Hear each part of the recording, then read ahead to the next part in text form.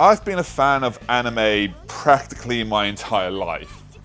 Some of my earliest memories are anime related. Not that I knew the difference between anime and cartoon back then. My actual earliest memory is falling off my father's shed headfirst onto a Wendy house. I can't imagine why that was my earliest memory. Like most children, my anime journey began with Pokemon, Yu-Gi-Oh! And Digimon. And on occasion Blade, but at one point Blade tried to kill me, so not the biggest fan of that series. Though something I did become a big fan of was the Digimon franchise, as you can tell by my lovely shelf. And this is my literal childhood teddy. This Gatomon, sorry Patamon. This Gatomon here, she is my literal childhood teddy that I have had since year one. If you look at her eye, it is going to focus. I've got continuous mode on, it's the wrong one. But if you look at her eye, you can see there's a big crack in there. That's when I got caught in the drawer and it broke off, and my teacher was very nice and glued it back on. Mwah.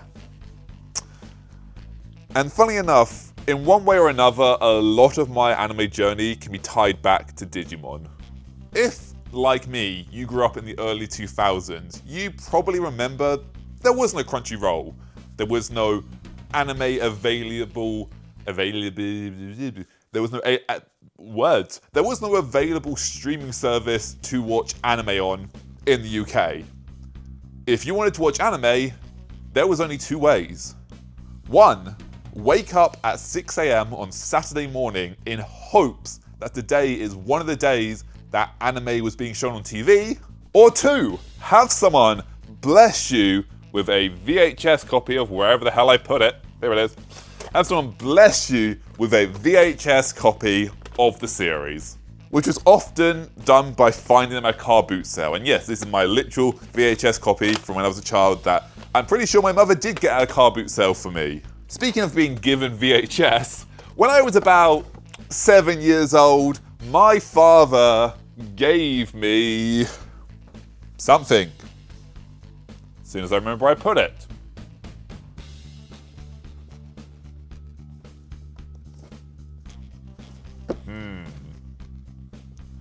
My father gave me something.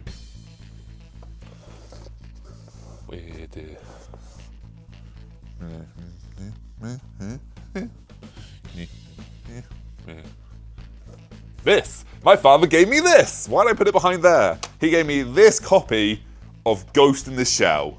Somehow he didn't realise that this wasn't an appropriate thing to show a 7-year-old. But from that day, my life was forever changed. Somehow he hadn't realised that this was not a child-appropriate thing to show someone of the age of 7. However, from that day forward, my life was forever changed. This isn't to say this was the first time I'd ever watched anime. By this point, I'd already taken an interest in Japanese culture and anime, and was what most people today would have called a total fucking weeaboo loser. But I was also 7 years old and very impressionable. However, Ghost in the Shell was the moment I knew, oh, I want more of this kind of cartoon in my life. I think my father realised that he had messed up. I think I put it there because there's nowhere else to put it. That makes sense. I guess I could do that. There we go. Perfect. It fits perfectly. Yeah, I think my father realised that he messed up by giving me that copy of Ghost in the Shell, but he also realised that I was completely enamoured by the series of anime. So he went out and he brought me the first 4 volumes of Dragon Ball. Not only was I severely dyslexic as a kid, but I was also severely undiagnosed as a kid. And trying to read these books left to right, the only way I'd ever been taught to read books as a child, just didn't really make much sense. And also the pictures seem to have been going in reverse. Something that happened this side seemed to have started this side. But if I was reading the way I was supposed to be reading it, the way I've been taught my entire life, I should be reading it this. But this seems to happen after this. It never really made any sense to me as a child, so eventually I just gave up on trying to decipher this ancient lost language and stopped reading manga. There was a day when I was dragged to some of my relatives' birthday party, get-together, anniversary, I don't know, I was like 6 years old. I didn't want to be there, but I couldn't be left at home because last time I was left at home, I burned the house down. In my defense, only once was intentional, the other two were accidental, and I take full responsibility in blaming my older brother for that, because he should have been watching me. While at this party with all these people that I could not give two shits about because I'm 6 years old, and I don't know who any of these people are. I know that's mother, that's father, that's brother, that's sister, that's other sister, and hey, that's the guy that gave me 50p every time I see him. I'm going to talk to him real quick. But apart from that, no idea who any of them were. So I did what every child probably did when they were dragged to a relative's house. I went exploring. I went and snooped around a stranger's house and only got mildly traumatized by what I found in certain rooms. Eventually I wandered into my relative's empty lounge, and in the corner of the room was the holy grail of the early 2000s. A state-of-the-art, top-tier, super expensive 30-inch TV that could crush me. But not like a 30-inch massive monitor, not one of those tiny, like, I don't know, 20-inch with the massive fuck you speakers on the side. These ones, yeah, one of those. And I knew I was in for a good time. I don't remember if the TV was already on or not, but I remember on the screen was this weird looking show. It kind of looked like Digimon, but Tai and this other character looked weird. Like, I recognized Agumon and Patamon, but that looked like Tai, but taller. And I don't know who that blonde kid is. Unfortunately, I wasn't able to watch it for very long before my parents found me and dragged me back to the backyard to socialize with all my cousins and siblings and relatives that I don't give a shit about because I'm 6 years old and I just seen the coolest fucking shit I've ever seen in my entire life on a massive TV that was big enough to crush me, but I wasn't allowed to go back inside. But that memory never left me. Years later, I would actually end up stumbling across that exact episode, and I can tell you exactly what it is.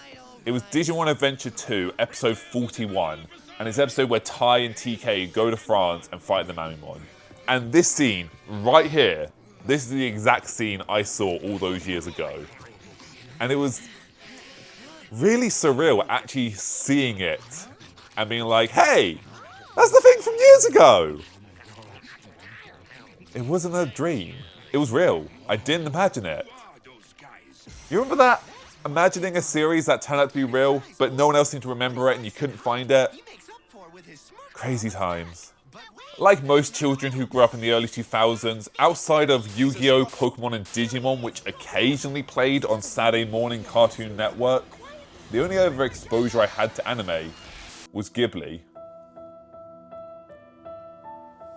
Took nearly a decade for me to realize that this isn't what Japan is actually like. It's crazy that some people still haven't realized that. Some fully grown adults still think this is what Japan is. At least I realized young enough to not sound like an idiot. I still sound like an idiot, but that's a whole other story. Around the age of 8, my parents finally decided I was old enough to partake in the ancient, lost, other adjective to define old ritual that every child in the early 2000s took place and took part of in the UK. The ancient, lost, other adjective that I can't actually think of, ritual of going to Blockbuster Video. When I was 8 years old, my parents took me to Blockbuster Video to rent out my first DVD. Though I'm pretty sure it was actually a VHS. In my local Blockbusters, there was obviously the kids section that my parents tried to push me towards. But slightly further down in the building, there was the teenager section. And in that section, there were 2 shelves. Not an entire gondola, not 2 massive racks, 2 small shelves, like, I don't know, 3 foot by 3 foot, 3 foot shelves, like 2, they're probably, I don't know actually, they looked big to me, but they were probably smaller because I was a kid, but there were these 2 singular shelves devoted to anime. These two shelves were always made up of the exact same animes. And I could go back each Friday and see the exact same anime in the exact same place.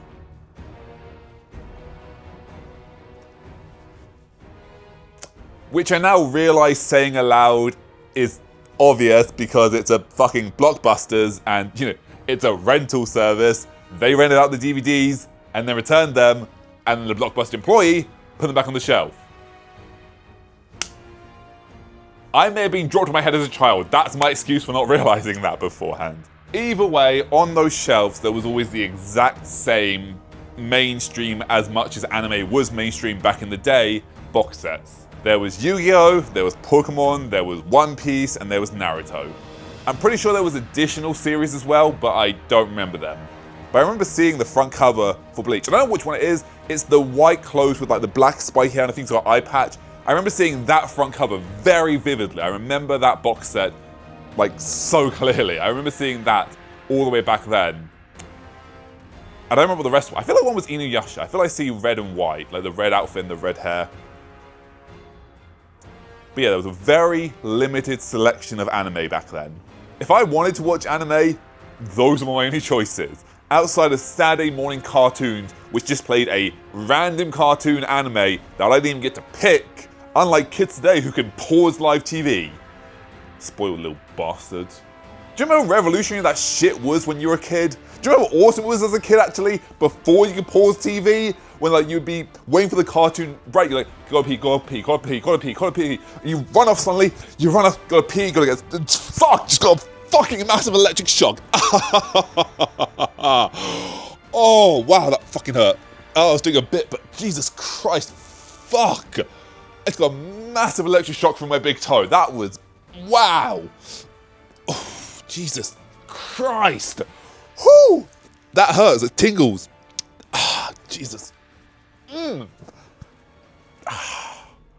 Wow, my toe is like throbbing. What was I saying? I saw the thing. Have I said that already? I saw something out of the corner of my eye and maybe seeing things again. This is a terrible take. But yeah, do you remember being a kid? We had to like pause the TV. Well, no, you couldn't even pause the TV. You had to wait for the break to sprint off to go for a piss, grab a snack, do whatever, and then you'd hear from downstairs, shut on, you'd sprint downstairs, nearly break your leg, and then the thing like, okay, I missed 7 seconds. What have I missed on the TV show? That shit was awesome, man, as a kid. It was so exciting. Now it's like, man, I need to pee. Just pause, wander off, do whatever the hell you want, come back half an hour late. Oh shit, right, yeah, I was watching TV, I forgot I paused that. Man, back in the day, it was like, I need to go pee, wander off, forget what you're doing, come back 20 minutes later. Oh shit, I missed the last half of the series. Well, that sucks. My toe is still throbbing, Jesus Christ. That was a bad shock. Did you hear that? I wonder if you heard that on the mic. Ah, Jesus Christ. Where was I in my script? Fuck, my toe is like, it feels like I got elastic bands like wrapped. You know when you like wrap elastic bands around like a limb and you feel like the fucking pulsating? Feels like that. Damn, that hurt. So when it came to anime, I didn't really have a choice. It was either watch what was on TV or don't watch anime. And if I had to get ready for school, I didn't have time to watch the cartoons or anime. I had to get ready for school, come back down, realise I missed half an episode just in time to watch the ads, so I got to watch 5 minutes of ads, then I go eat my breakfast, and I have to miss the second half. But sometimes your parents were like, you know what? Here's your cereal, sit in front of the TV, watch cartoons, be a good little shit, don't set the house on fire again. And those are the days you're like, wow, my parents actually do love me. I get to watch anime, and eat my Cheerios. It's great.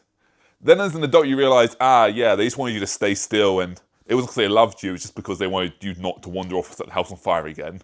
My toe is still throbbing. That was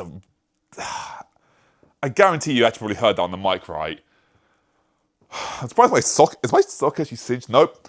I expect to like see a burnt part of my sock. That fucking hurt. Jesus Christ. Returning back to Blockbusters, suddenly I had an entire world of anime to choose from. And by an entire world, I mean like 10 animes. But to my 8-year-old brain, maybe this was all the anime in the world. I didn't know how large anime was, and to my brain that didn't recognize these series, holy shit! So much more anime! Of course, the box sets were never in any order.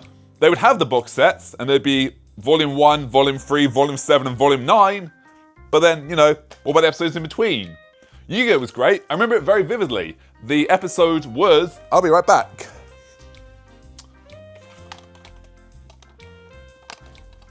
This VHS copy, this is a DVD obviously, but this in VHS, I vividly remember renting this. It's the one where Yugi fights Panic, the evil, well not the evil clown, but the other evil clown, the one who used Castle of Dark Illusion that doesn't actually work like it does in the actual game because Yu-Gi-Oh! The actual series and for the rules for most of the series and it's all about believe in the heart of the cards. But this, I vividly remember renting out this VHS from Blockbusters and I wanted to watch episode 16. I wanted volume 6. Go back next Friday, guess what? They don't have volume 6. I think the next volume was like volume 9, which would be, what, episode 27, 28, and 29? Great, I've skipped like 15 episodes. I've skipped twice as long as the series. I have no idea what was going on at that point. However, at the time, that was all I had. So, you know, it was fucking awesome. I'd pay, well, my parents would pay for me to have an incomplete experience of watching anime. But I didn't really have an alternative at the time. Then my older brother gave me another one of those weird picture books. This one called Case Closed. I tried reading it, but it still didn't make sense. The story was backwards, the lines were all wiggly, the format didn't make any sense. After longer than I'm willing to admit I wasn't the smartest kid ever, I eventually figured out that these are the books that you read right to left. And these squiggly lines, they're words that I can read. When did I learn to read? Oh, wow. I think this was my first real memorable interaction with manga. I remember taking these into school in year 4 and reading them. This was not an appropriate thing for a kid to read, for the record. But I remember reading it. I remember reading it in completion. My older brother wasn't really ever into manga, but he had the first 12 or 13, 13 volumes, you can tell by the different logo here. 13 volumes, well, he had the first 13 volumes, but he's missing volume 12. But he gave me the first 13 volumes, like, here you go, you can have them, and just gave them to me. That's like £100 worth of manga by today's standard. That was pretty awesome. My brother's pretty cool. And these were the first real books I ever read, start to finish, and enjoyed, and made it all the way through. This is a cool story. I forgot about volume 12. I should reread Detective Conan sometimes. These are actually really good stories. I might make a video on Detective Conan. For most of my school life, I always found it difficult to read even simple books.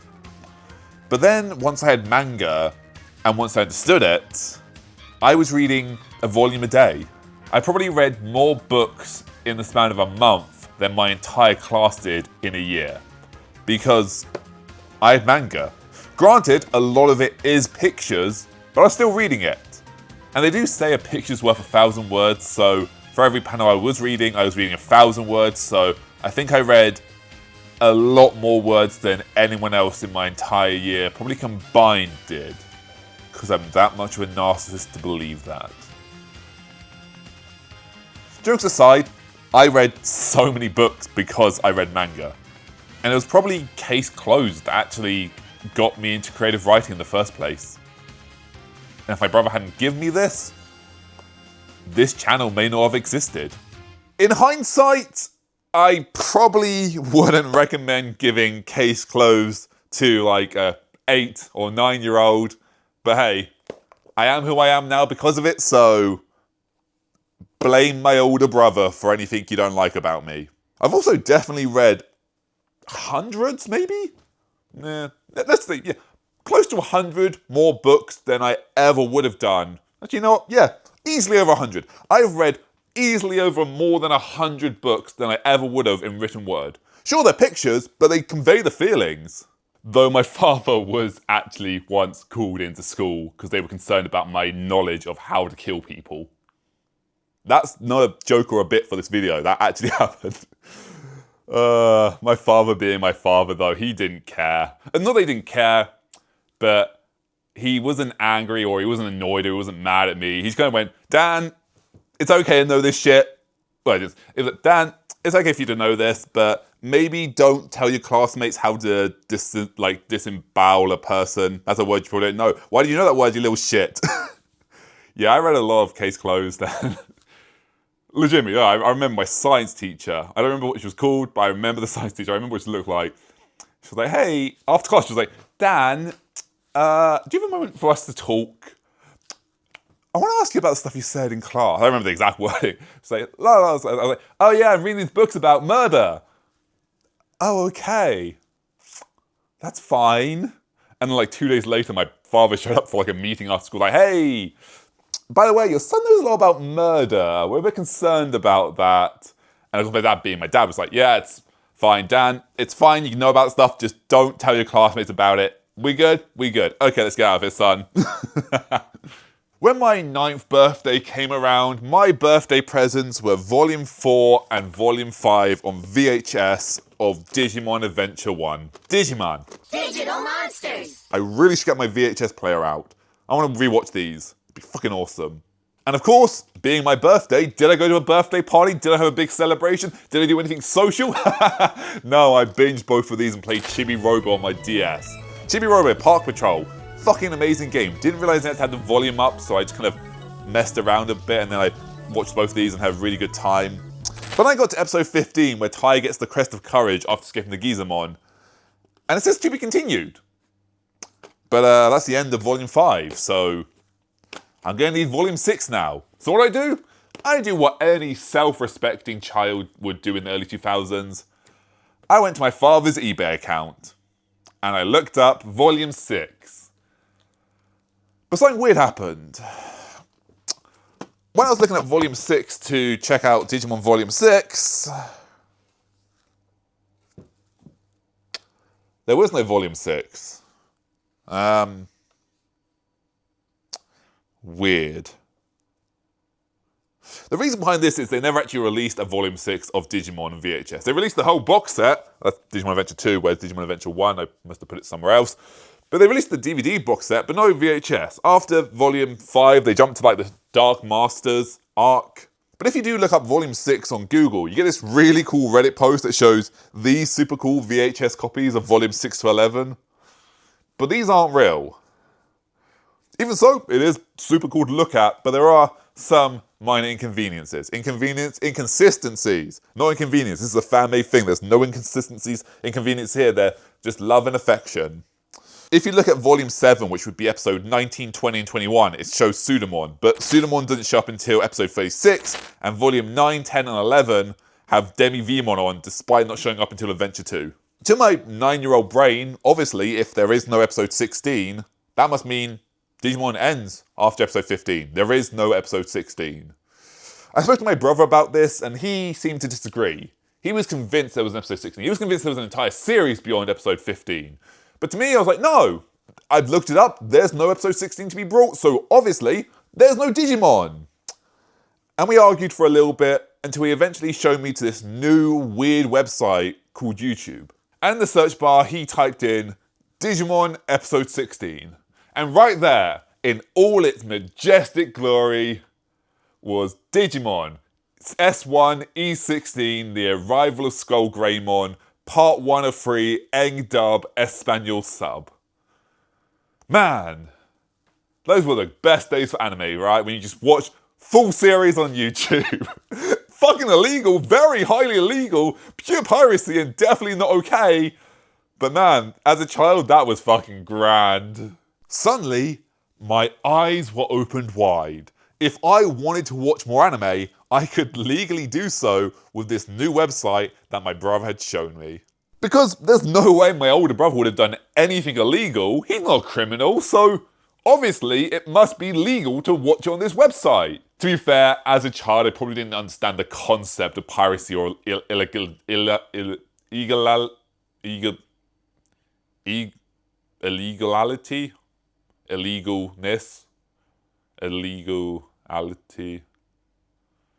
illegal, illegality? Is that the word? Illegal. Or the legal stance on being able to watch anime. I can understand the concept of illegal and not illegal. Well, I kind of could. But the idea of piracy, as a child, doesn't comprehend that. Maybe this isn't ethical. This thing that's showing this thing for free, maybe that's not ethical. This episode had everything on it. All the episodes of Yu-Gi-Oh! That Blockbuster didn't have. All the episodes of Digimon. Someone even animated the picture book of Case Closed and uploaded it to the website.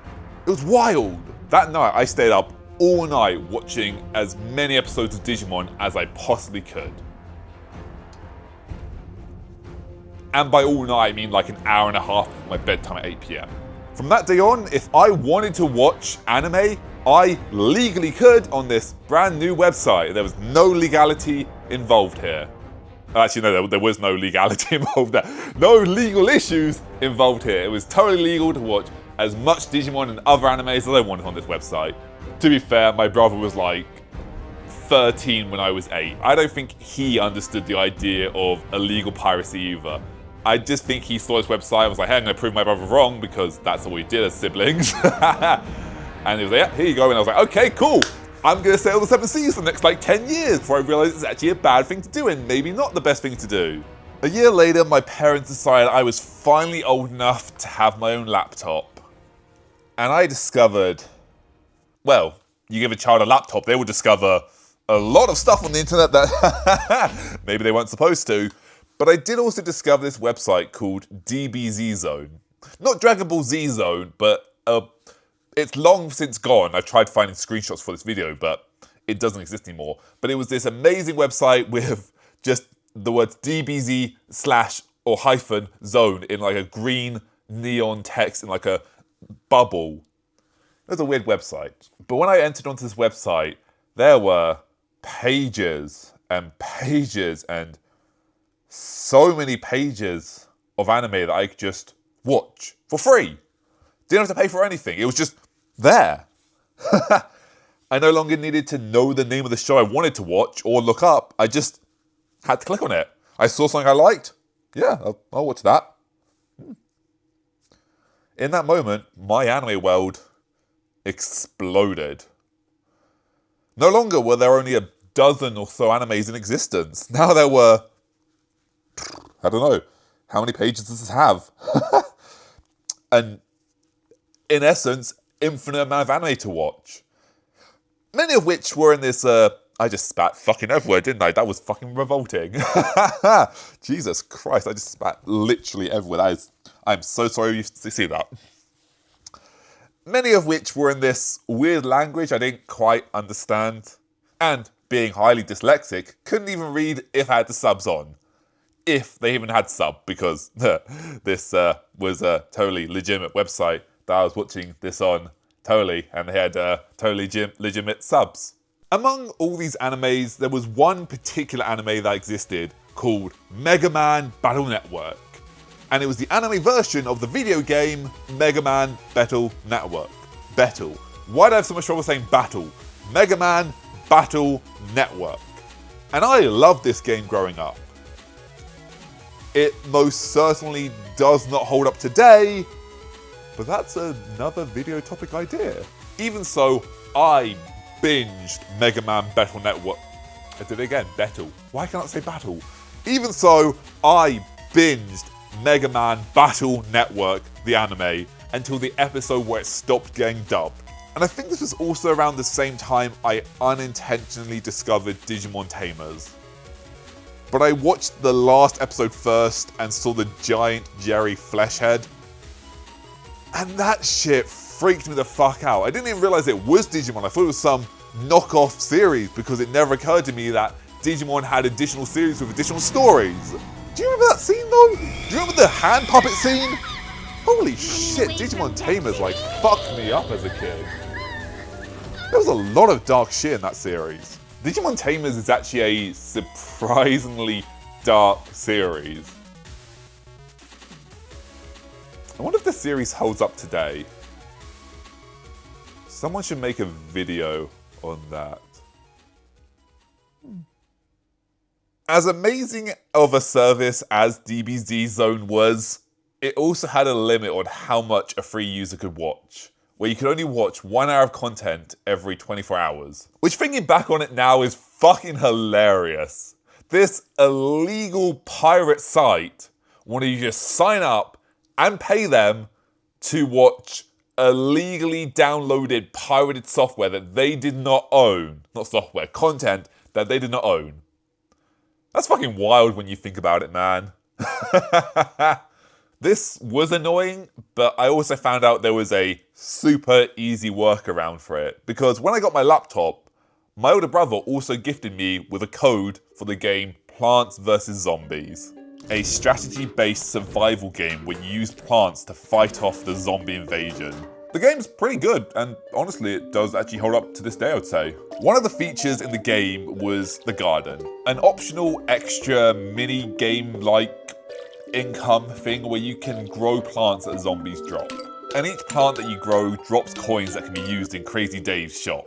It's a fun, idle farming system. The main problem is it relied on real-world time to work.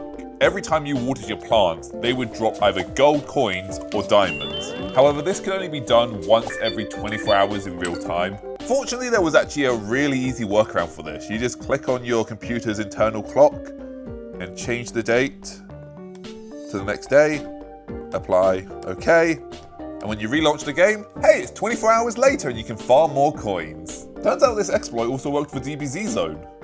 It was great. I watched so much anime back then. I would just watch anything at this time. I would just click on a random series and just watch the series. Maybe I'd watch one episode, maybe I'd watch more. If it was dubbed, it'd be great. If it was subbed, I probably wouldn't watch it because dyslexic. But man, I would just watch anything back then. I would just consume. So much anime.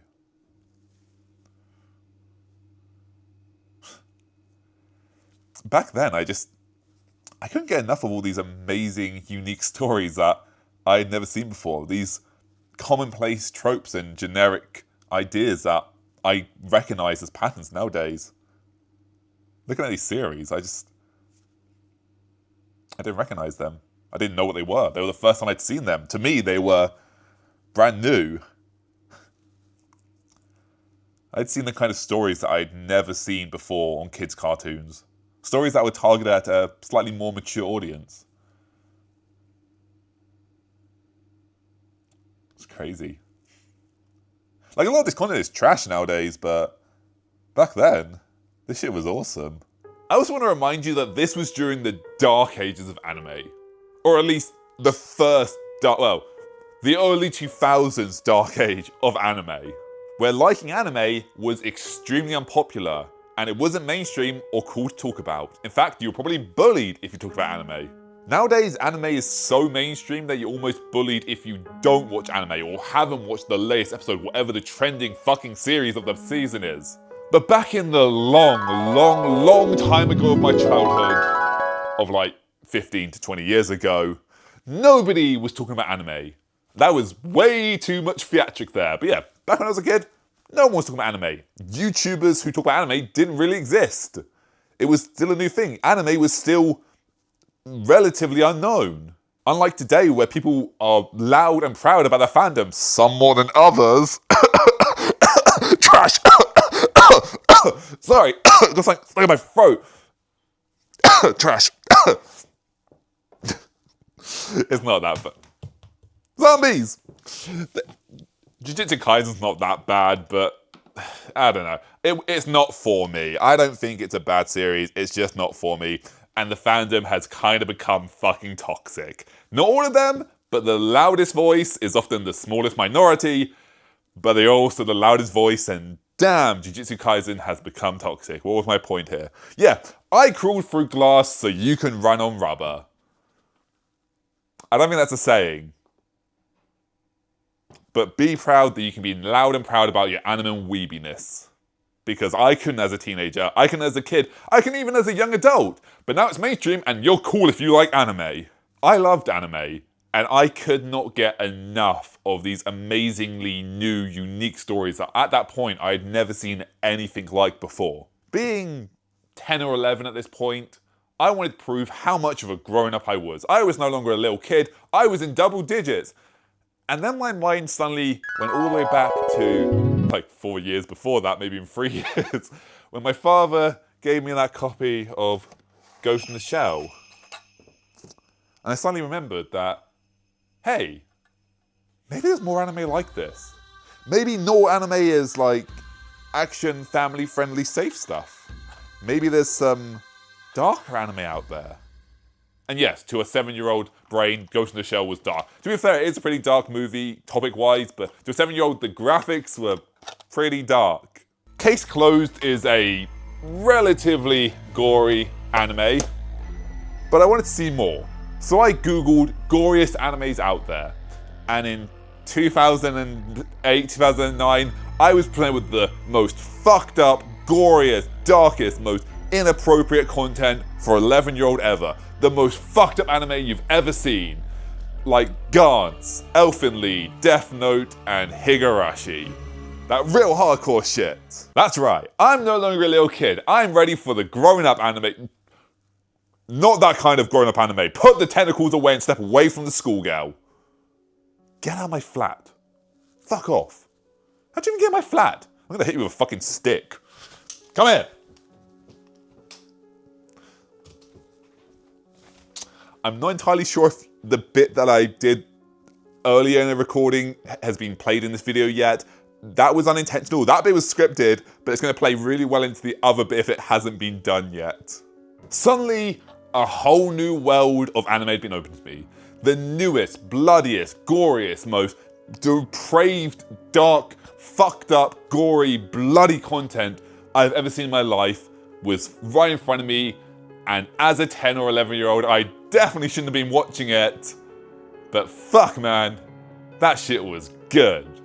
And yes, maybe by today's standards, it's not, but to a 10-year-old who has never seen source shit, that shit was pretty powerful and bloody and gory and stuff I'd never seen before. There I sat, 10 years old, probably being exposed to a lot more graphic content than a 10-year-old should probably be exposed to, but what can you do? Yeah. But I thought this was the pinnacle of anime. In my mind, anime couldn't get any better than this. There is no possible way that there is anything more impressive than what I'm watching on screen right now. Oh my god, titties! Yeah. From that day forward, I was definitely an anime fan. However, whenever I looked up scary anime... Pretty sure I just saw a demon run across my doorway. That's fucking terrifying. I'll be right back. If I don't come back, I'm fucking dead.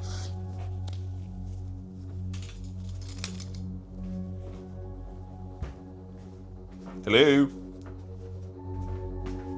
Why am I saying hello to a demon? Hello, burglar. I'm gonna whack the shit out of you if you are here. I'm gonna hit you with a fucking tripod. Hello? No, just my imagination. Great, I'm seeing things again. Ha! Nope, nobody. Okay. Nope, okay. I thought I had a wooden sword in there.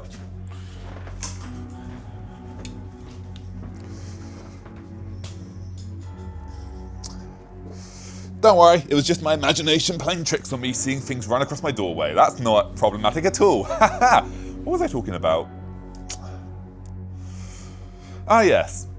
Whenever I'd look up scary anime, I would always be recommended this one anime called Monster. And I checked it out. It looks okay, but it was also really long and really boring. There was so many chunks of times where just nothing was happening. It just... For my pre-adolescence brain that was being drenched in dopamine from other action series, it was just really fucking boring. This is a choice that I am so goddamn thankful that I actually made. Because if I had watched Monster as a child, I would not have appreciated it. And as an adult, when I As like an 18-year-old or however old I was when I first watched it, when I did watch it, I could appreciate it for what it was, and I enjoyed the story so much more than if I'd watched it as a child. For the next decade or so, I continued to watch anime with no real point of note. I had my degenerate era, I had my shonen era, I had my second degenerate era, I had my this is the coolest shit I've ever seen in my entire life, so I'm gonna act like the MC in real life era. Yeah, admittedly I was probably an actual weeb during puberty, I'm willing to admit that. But once again, I was impressionable at that age. I just kept watching, and the amount of anime I watched kept going up and up and up because this was my real weeb phase. This is also when I started my anime gaming channel and anime channel. I still remember one of those videos which was the top 10 anime boobs in anime. Yeah, that was a real video I made back in the day. This was when I was balls deep in the anime sphere and was just a complete degenerate anime weeb teenager. I didn't care what I was watching because whatever I was watching, it was amazing. And I enjoyed every anime I watched because I had this whole new world of actively available anime to me. There was no way I could get bored of anime because there was just so much of it and so many unique feeling series. As the years went by and the more animes I watched, I gradually came to find a kind of genre that I really enjoyed. And for a long period of time, it was slice of life romance animes. Specifically, Clannad and Clannad After Story. This is an anime that I have watched in completion probably close to 15 times. I had a chart for a while where I would chart every anime I watched and the amount of times I rewatched it. And Clannad is currently on 12 rewatches, and I've definitely rewatched it in completion a few times since then. And yes, I did just trip my word. I probably should have done a different take, but I don't really feel like it because I don't want to feel like I'm perfect. I make mistakes in my videos, and I think it makes me more human. I've forgotten where I was in my script. To this day, I would say slice of life romance is one of my go-to anime genres. However, this was the period between 2015 and 2015. That is a very short period of time, between 2015 and 2015. This was the time period between 2010 and 2015, which is when anime also really exploded into the Western world. It was already gradually getting popular, but these were the years where the fuse was really hit and the popularity skyrocketed. Whether this was because anime was becoming more and more mainstream, the proliferation of social media, introverted anime fans discovering they weren't the only person who liked the series and feeling comfortable enough talking about it on the internet with strangers, other weebs taking it far too far and being cringy, Tumblr fan art, companies realizing how profitable anime could be to the Western world, anime exclusive streaming services, or a combination of all of that, anime was now in the common zeitgeist and wasn't going anywhere. This wasn't a bad thing. Of course, there will always be gatekeepers in any community, and the loudest voice is often the smallest minority, but it meant there was a whole new way of non-anime fans discovering that they were anime fans, and anime was now available to a much larger audience. And those who otherwise never would have discovered their interest in anime if they had to actively search for it, were able to find an interest that they just stumbled upon. 2013 was the first year I went to Comic-Con. I think I still have a poster actually somewhere from the very first Comic-Con I went to. It had Persona 4, the animation being advertised on it, and Mirai Nikki. If I can find it, I'll put it up here. And for the next 5 or so years, maybe even 6 years, I went to Comic-Con every single year. And each year I did, anime became more and more mainstream until it was mainstream. And then 2020 hit and I didn't go to Comic-Con. Companies came to understand what the anime community as a whole enjoyed. Aspiring mangaka understood what sort of stories to write to be more likely to get picked up. Writers and animators understood the tropes that were popular in anime. And out of that came a formula for what worked and what didn't work as well. What would be profitable and what would be not as profitable. What would be successful and what would be more niche. Mainstream anime has gradually become more and more formulaic over the years. But I feel like this was the period where there was a tidal wave that irreversibly shifted the direction of anime with the massive amount of shonen being released. I believe this was the period of time that created the formula that we have today. Or maybe it was the fact that shonen anime targeted at teenage boys no longer appealed to me because I was no longer a teenage boy. And because of that, I started noticing just how much shonen anime there really was. Instead, I started to find myself being drawn towards a different type of anime. I love series like Parasite the Maxim, Steins Gate, Attack on Titan, ID Invaded, Terror and Resonance, Death Parade, Beastars, Blue Period, Kudo, Monster, Paranoia Agent, Serious Experiments Lane, because each of them feel so unique and each of them have a very clear message they're trying to portray or convey. I think it's convey. Convey and portray? Why not both? Series that feel so unique and unlike anything I'd ever watched. Series that felt like they had an actual message they wanted to tell in their stories. There was no cookie cutterness to their stories. You couldn't use the formula of each series and run it through an anime release production mill and make carbon copies with different characters. I mean, you probably could, but it would be so clearly called out for plagiarism and trash, whereas other series, you can take the same concept and pretty much tell the same story with different characters. But each of these stories, they were so unique that you couldn't do that. The clear message behind them was one of a kind. And sure, you could tell the same kind of story or want to tell the same message, but you couldn't copy what the anime did. These were also the years that I revisited Monster, Paranoia Agent, and Serial Experiment Lane, and had such a greater appreciation for them. This is what my genre of anime is. Anime that makes you think. Anime that leaves an impact. Anime that makes something feel in your heart. Anime that ignites that passion inside you. Anime where it's clear the author had a passion for what they were creating. Anime that actually has an actual message that can be taken into the real world and you can take and reflect on in your own life and you think about. Anime that it's not just all wrapped up in a nice happily ever after bow. Anime where you reflect on your life after watching. Anime that is art. Anime that speaks to your soul and isn't just constantly hitting you with dopamine of cool action scenes. With the 2010s coming to a close, unbeknownst to me, my taste in anime was also changing and becoming far more refined. Not necessarily better, not more impressive than anyone else's, not better than anyone else's tastes, just more refined because I had discovered what the anime that I liked to watch was. And because of that, I was watching that kind of anime. Then the world opened back up, I got my anime tattoo, and I also got a full-time job.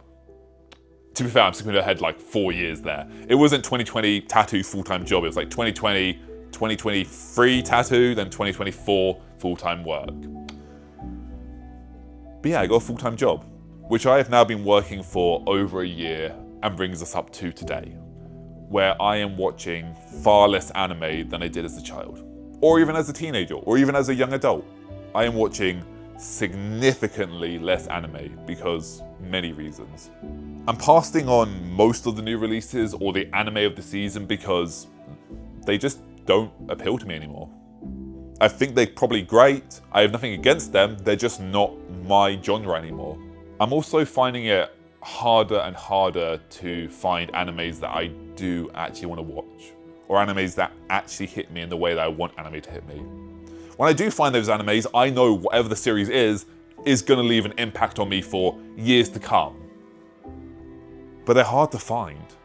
It's a very unique, specific, small sliver of anime that I'm talking about. And I don't know how to put those into words, because it ultimately comes down to, if I feel it, I feel it. If I don't, I don't. Eventually though, I think I'll run out of those animes. Eventually I think I'll watch all the anime that I will want to watch. Eventually, there will only be one new release every so often that I want to watch. Eventually, I probably won't want to watch anime. My entire life has been defined by anime. My earliest memories are anime related. My entire adolescence was anime related, me being a fucking weeb. And I don't know if I want my adulthood to be defined by anime. I am still an anime fan. I still have a massive love for anime. I still have a deep passion, and when I see the anime that I do see that does touch my soul, it will leave an impact on me for the rest of my life.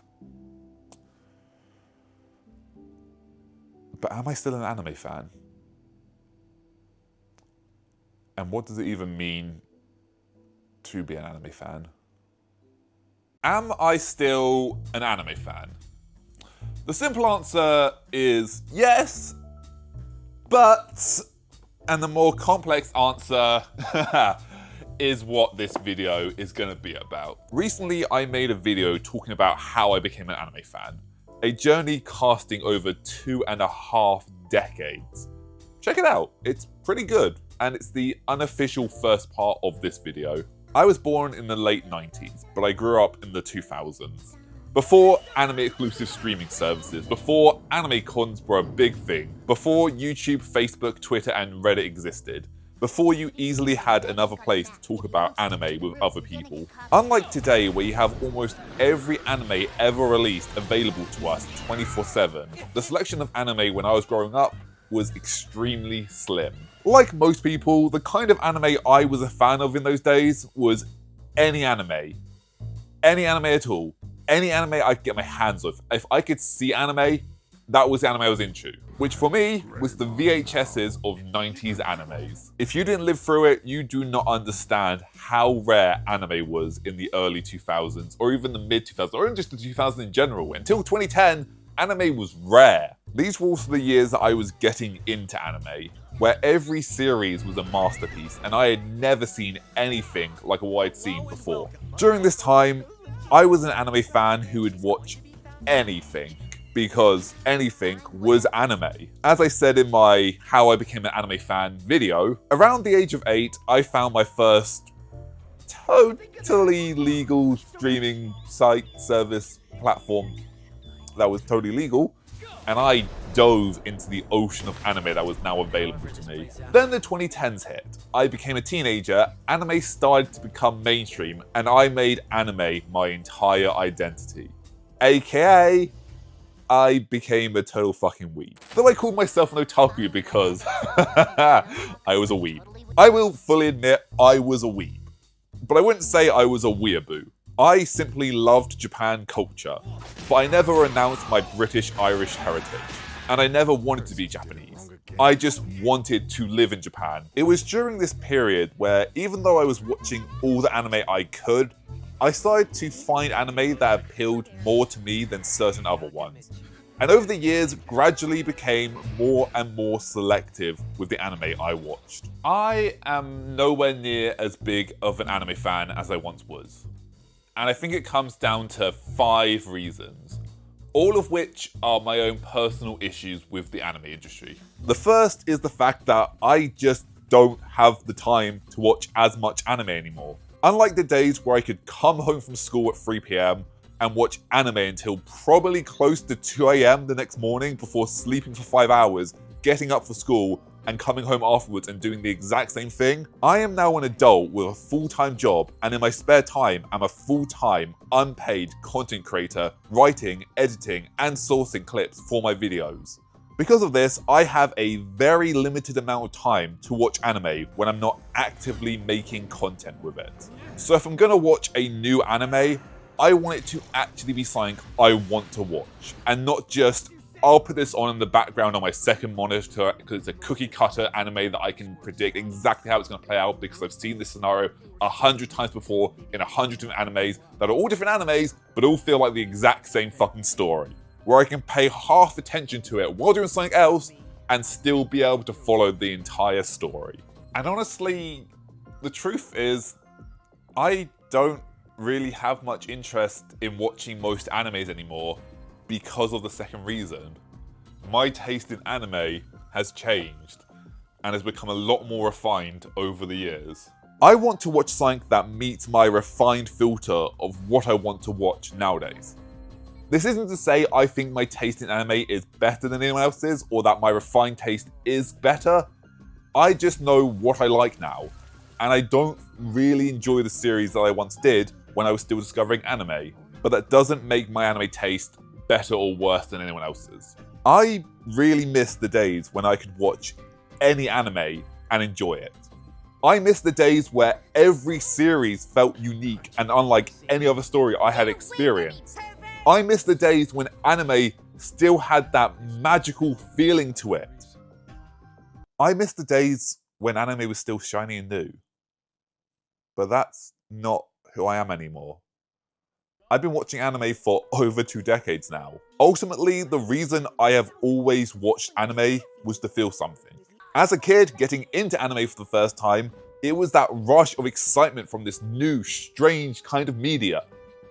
As a teenager who had been watching anime for nearly a decade, it was the excitement I felt from seeing a really cool scene animated, the build-up and payoff to the conclusion of a series, or a romance series where I got to watch these 2 characters fall in love.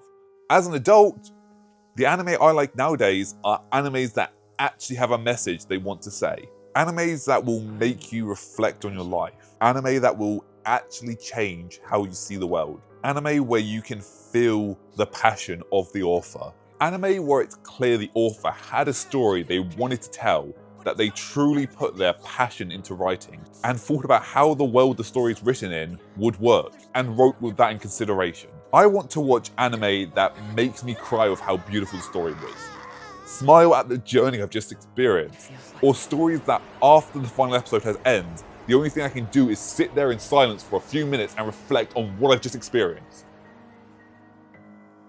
There's a game called Soma that came out in 2015. This game is fucking stunningly beautiful. It is one of the most beautiful games I have ever had the luxury of experiencing. The story is well written and the ending is something that, when the credits rolled, I just had to sit there in silence and reflect on what I had just experienced, because I had never felt such an experience from a game before. I think experiencing the end of Soma was the first time in my life I actually understood when people said games can be art. I think it's the first time I actually understood art in general. I think it's the first time that a game spoke to me. The credits are only a few minutes long, but what I felt in those few moments of silence really stuck with me to this day. This is what I want to experience from anime. I want to watch anime that I will actually remember a year from now. I want animes that will change how I see the world, change how I think.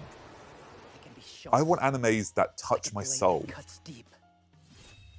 I don't really care if anime is ultra realistic, chibi, or simplistic, or whatever the hell kind of animation style you want to go with.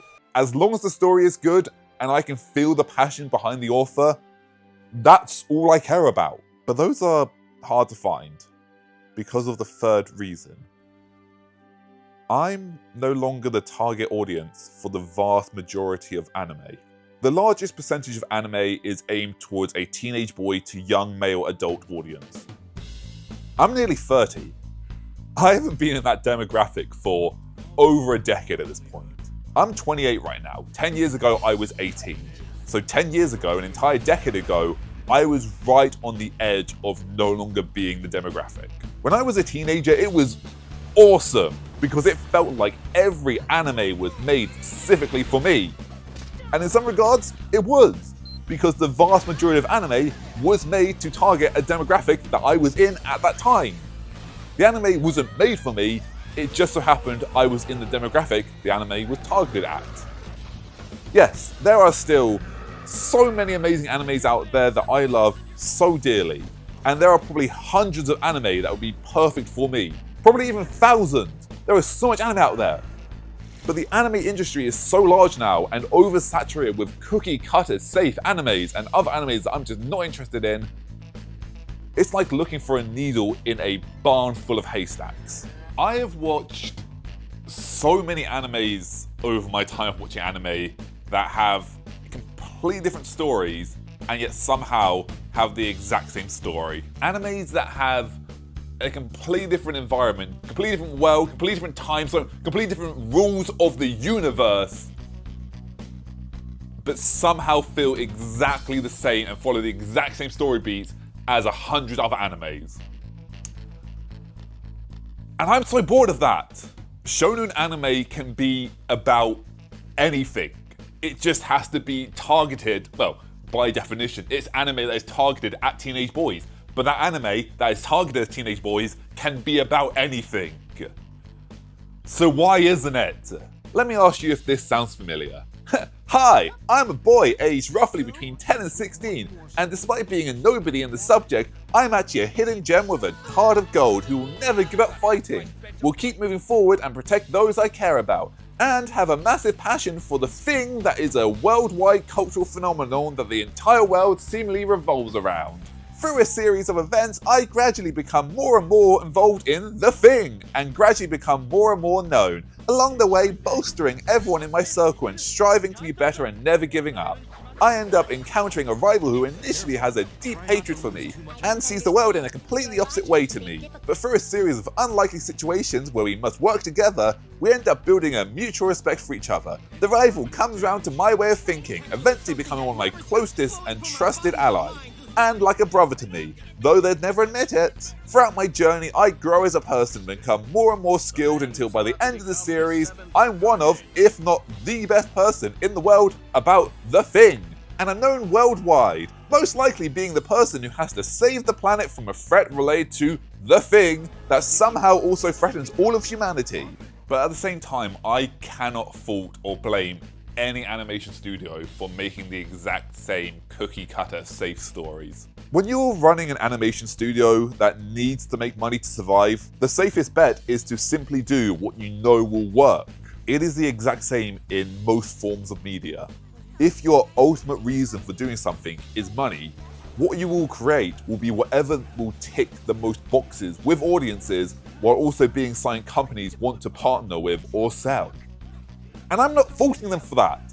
We've built a worldwide economy that is held together with duct tape and glue at this point, where the top 1% of the population holds significantly more money than the other 99%, who keeps creating more and more problems and makes it harder and harder for the working class to earn enough to even cover the basic essentials.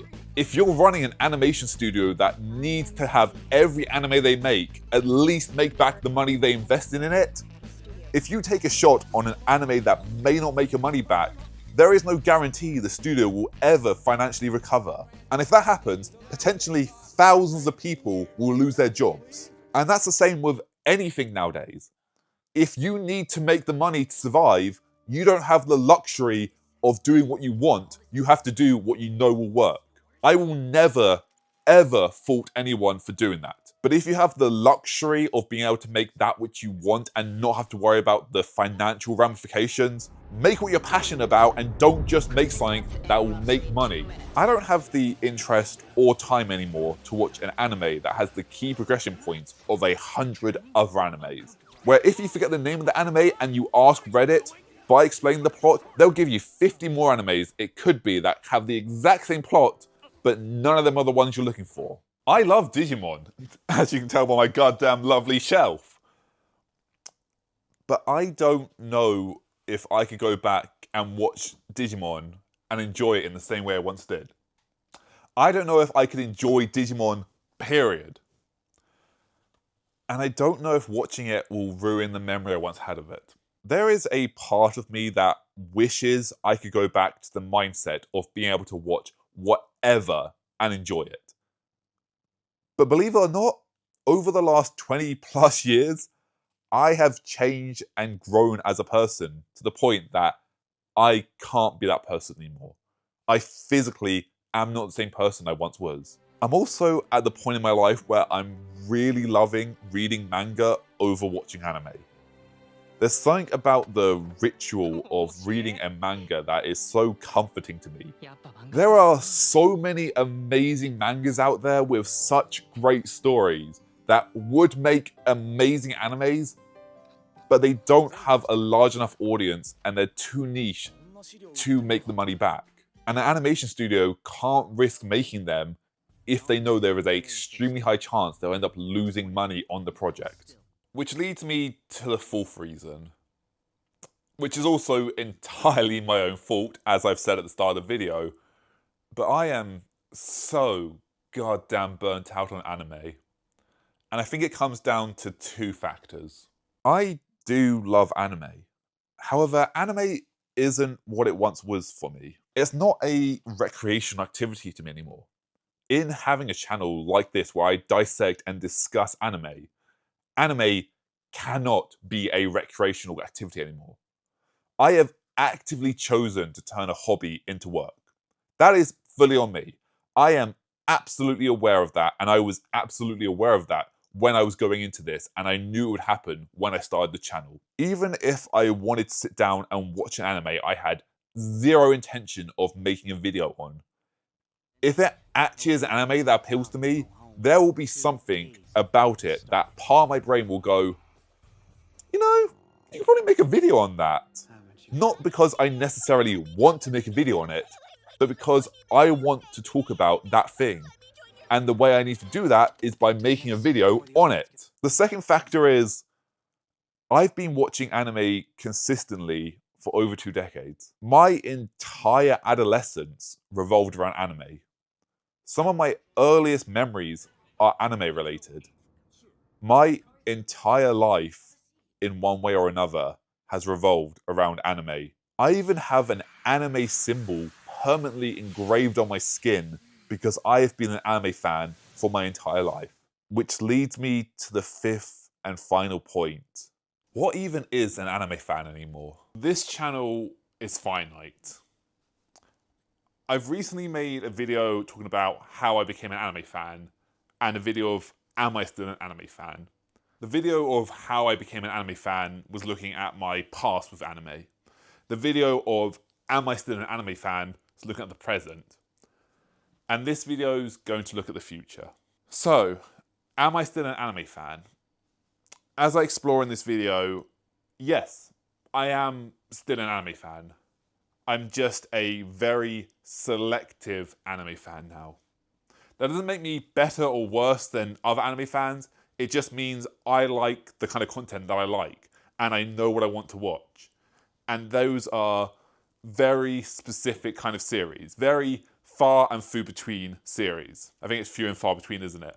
Very few and far between kind of series. Series that can light a fire in my soul. Anime that makes me feel stuff. Anime that will stick with me. Anime that touches my soul. That's how I can describe it. Anime that makes me feel stuff. And a lot of anime doesn't do that anymore. A lot of anime coming out just feels near. I don't have an interest in watching it. Because, as I explored in my previous videos, I've gone through that. I've spent my life watching shonen. I've spent my life watching action. I've spent my life watching the popular animes. And they just don't do anything for me anymore. So what do I watch? Animes that touch my soul. Animes like Blue Period, like Free, like Summit of the God, like ID Invaded. Animes that make me think and make me feel stuff. But those are rare. And by extension, that means there's only so many animes I want to watch. Which by extension means there's only so many animes I want to make videos on. Or rather, and so many animes I have content to make videos on. And once that runs out, that'll be it. Once I run out of things to talk about on that which I am passionate about, what will I have left? What will I do with this channel? What will there be? Do I just make videos on stuff I don't give a shit about? No. Any video I make is on a subject that I am passionate about. Every single video I have ever made is on a subject of that which I am passionate about. I actually don't have a fucking t-shirt at this point. My videos are that which I am passionate about. Because I say that so much time. But that's because I don't know how else to word it. How else do I word it? What do I say? What do I say? And content that ignites a fire in my soul. Content that I am passionate about. Yeah, that which I am passionate about.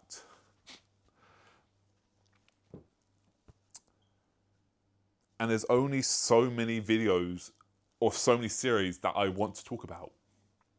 This channel isn't ending anytime soon, by the way.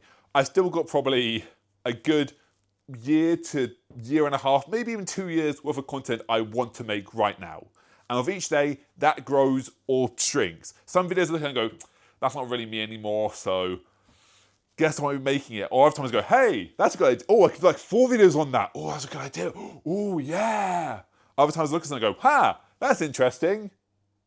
Well, I've got an idea for about 5 videos now. But eventually that'll end. Not necessarily indefinite. No, not indefinitely. Not necessarily definite, permanent, indefinite. Not necessarily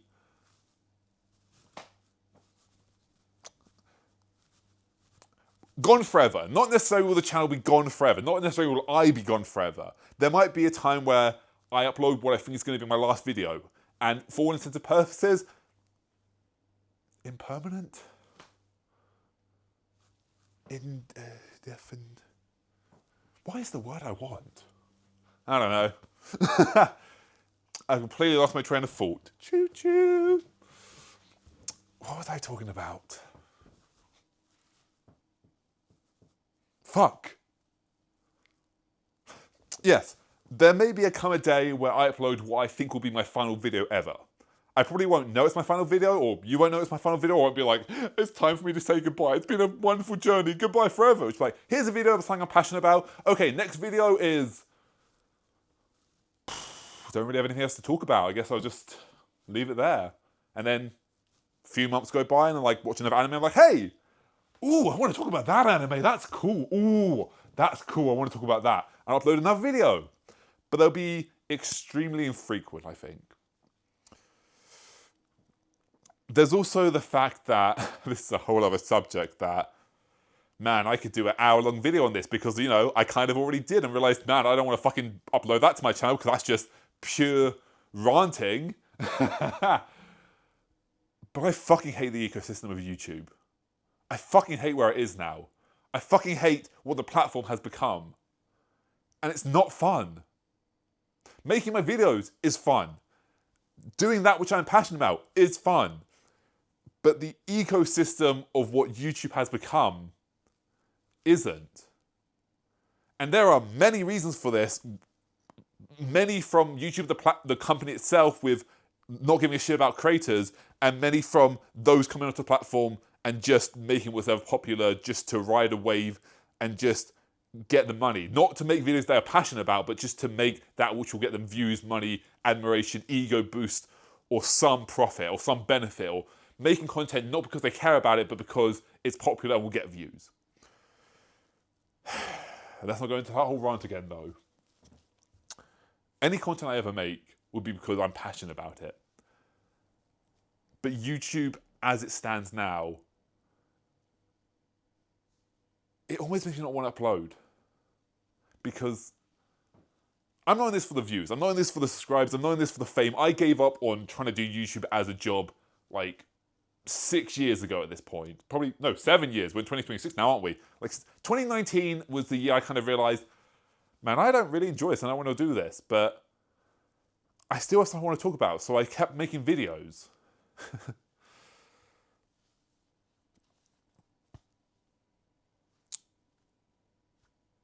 Lost my train of thought again. Sorry, got emotional for a second. I make videos because I'm passionate about it, not because I'm trying to grow a channel.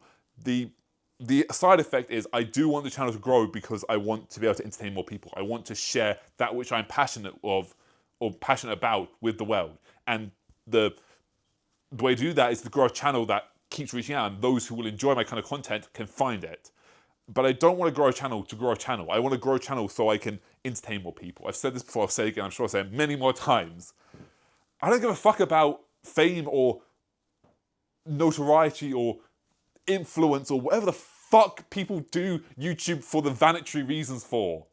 I just want to make content that I'm fucking passionate about. And I am. I'm so fucking passionate about the videos I'm making. Some have definitely not been as passionate as I wanted to because I got bogged down, I got lost in the script, and it kind of stopped being as fun as I once was. But the core of it is something I'm passionate about. The core of every video is something that I am passionate about. I am making a video on that which I am passionate about. And that's what I want to do. I want to have fun. I want to enjoy making content. I want to feel excitement in the words I say. And I fucking do. I fucking love making the content I do. Reading the script, not so much because it's reading the script and I kind of get lost in a script and I really want to try and break free of that. But there's so much I want to say. And if I don't write a script, I get lost. Like in this video right here, I start rambling about some random shit and then I lose track of what I was talking about. Like I'm about to. What the fuck was I talking about? Staying on course, videos, YouTube, fun. Yes. No. No. Lost track. Yes, having a passion for the videos I make. I do feel passionate about the videos I make, but I put them in script form. I kind of just read off scripts that kind of feels heartless at times, but I still feel passionate about the words I've written. And that's what I want to do. But with the way the world is, the way the platform is now, less and less that feels like a thing that can be done. More and more is just rampant content slop, just trying to emulate what's ever popular. With AI coming through, it's just rampant stuff. They can make like videos that should take you days, weeks, months in seconds, hours, minutes. They can do so much in such a short amount of time, and you just upload this heartless, soulless, sparkless content that you know will get views because it's attention grabbing and it ticks all the boxes for what makes a good YouTube video. But where's the fucking fun in that? If you're broadcasting yourself on YouTube, you broadcast your fucking self. Broadcast yourself. Be yourself. Don't just do whatever I'm going to go into the rant again. I'm going to go into the fucking hour-long rant. No. Just be yourself. Be passionate about what you do. Make videos that you fucking care about. If you are a creator, don't do this for views, admiration, influence, power, whatever the fuck. If you actually care about your content, that will fucking destroy any passion you had. I used to do gaming content. I loved gaming. I still do to an extent, but I fucking burnt out so fucking hard on gaming to the point that it will never recover. And that was when I realized back in 2019, don't want to do this anymore. Just want to do what I enjoy. Don't turn that which you love into something that you hate. If you can do that which you love and it turns into a profitable business or profitable revenue that you can still enjoy doing, by all means, but don't ever try and, what's the word I want? Don't ever try and amalgamate? No, that's not the right word. Don't ever try and, I guess weaponize? No, that's not the right word, but don't take the content that you love and try and filter and sift and mold it. That's the word I wanted. Don't try and mold the content you love in something that you don't give a shit about just because you can get views on YouTube. Do what you love and enjoy it. Otherwise, what's the fucking point? And if you do just love money and admiration and views and all that, sure, make that kind of content you don't give a shit about. And if you just want it for the money, okay, I'm not saying you can't do that. But if you're making content because you have a passion about it and you fucking love what you do, don't do that. Just make content that you're passionate about.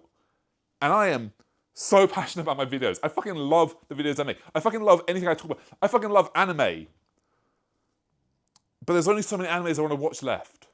There's only a certain genre I really want to watch. There's only anime that touches my soul that I want to watch. Because I'm bored of all the rest. Because I've been watching anime for 2 decades now. Longer. And I know what I like. And I've burnt out on anime. And it's only those animes that touch my soul and ignite. And I can... You know what fucking is? It's anime where the original creator is creating that which they are fucking passionate about. That's what it is. It's creators who make content in the same way that I make my content. That's what's touched my soul. And I want to talk about those. But they're hard to find. And once I run out of things to talk about, I don't just want to make videos to make videos. I want to make videos because I'm passionate about them. And not just because I feel like I need to keep going. This is a hobby for me. I fucking love making my videos as a hobby.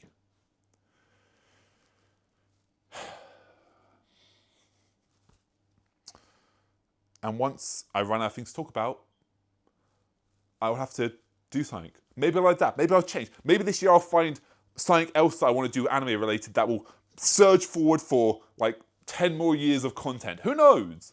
Maybe I'll find something I'm so passionate about that like ignites a fucking star in my stomach. Beyond a flame, beyond an inferno, beyond a volcano. Maybe there'll be something that sparks a fucking like atom bomb explosion of creativity and passion in my stomach.